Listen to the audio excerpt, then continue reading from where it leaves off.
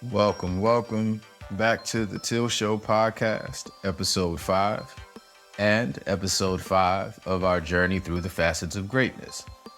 This episode might be a little longer than the previous ones, so let's get into it. Sacrifice is defined as the surrender or destruction of something prized or desirable for the sake of something considered as having a higher or more pressing claim. In an attempt to receive something better or more powerful, one sacrifices something of personal value. As I said before, when researching the facets of greatness, this is the one that's most personal. Realizing that sacrifice is a part of greatness was eye-opening for me. For example, if I want to invest in something, right? That requires money, that requires some type of payment. But it does not guarantee that my money will increase through this investment.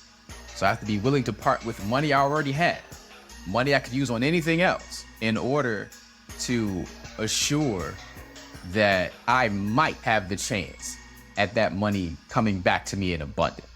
Like my example that I usually give is that if I have $10 and you need $5, I may still give it to you, but it's a little harder to part with, not because it's $5, but because it's half of the money that I had. Whereas if I have $1,000 and you need $5, oh, that's easy to part with. You know what I mean? Sacrifices must involve something that is valuable to the person. Sure, removing things like the negative energy around you is important as well, right? But we rarely talk about the good things we have to give up. The things we're unsure if we'll get them back in order to be great. Think of something you really like, something you hold dear. Now, think of having to give it up for the pursuit of something better than that. Remember, you don't need to be great to simply live. There's a gap between whatever the standard of adulthood is in terms of responsibility and whatever your pursuit of personal greatness may be. And as we go forward with the other side of greatness, that's always a question that will come up. It'll be a constant test. Do you really want to do this? Is this where you really want to be? Is this the path you really want to be on? It's a question I ask myself every day. Usually you have to sacrifice something in your diet or change your diet to what you were previously doing. Personally, I enjoy the potato. Okay? I love me a potato. Every version of fried and wedge that ever existed, I've probably tried it at least once. Okay? Love me the potato.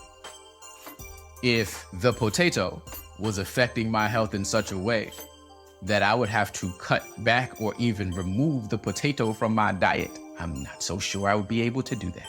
At the very least, there will be some thought, some wondering, some debate internally in my spirit about giving up potatoes. That's a hard sacrifice for me. But if I want to have my version of the best health possible, and that's required of me, I would have to do that if I wanted to have the best health possible, right?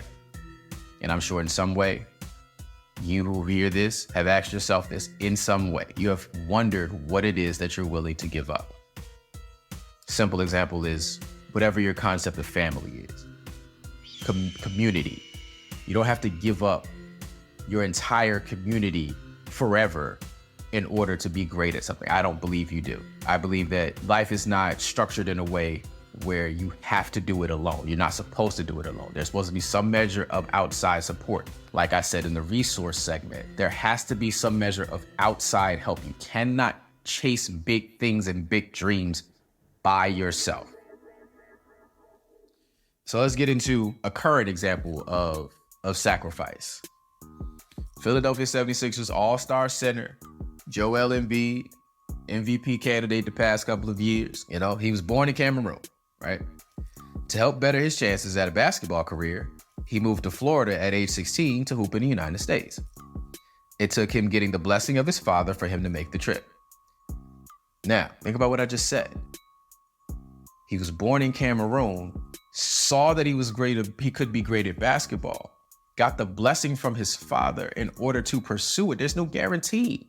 And as you saw with the beginning of his career, once he got to college, he was injured the first 2 years of his career. So there was definitely no guarantee that Joel Embiid would be the player that he is today. At some point, though, greatness will require us to offer the life we had in some way for a chance to achieve the greatness we seek. Sacrifice is scary, but we won't know what we're made of unless we're courageous in life and courageous about life.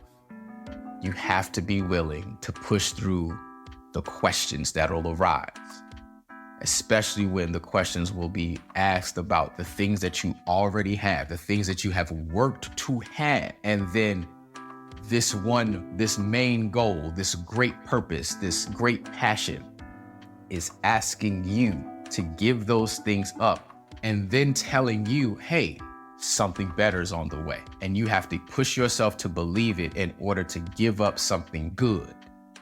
It's going to feel like loss. You're going to feel the void of that good thing no longer being there.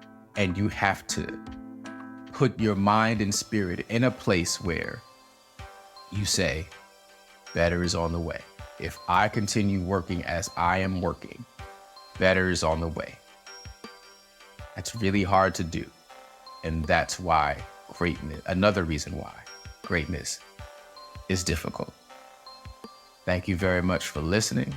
I'll be back next time with another facet of greatness that we can discuss together. Take it easy.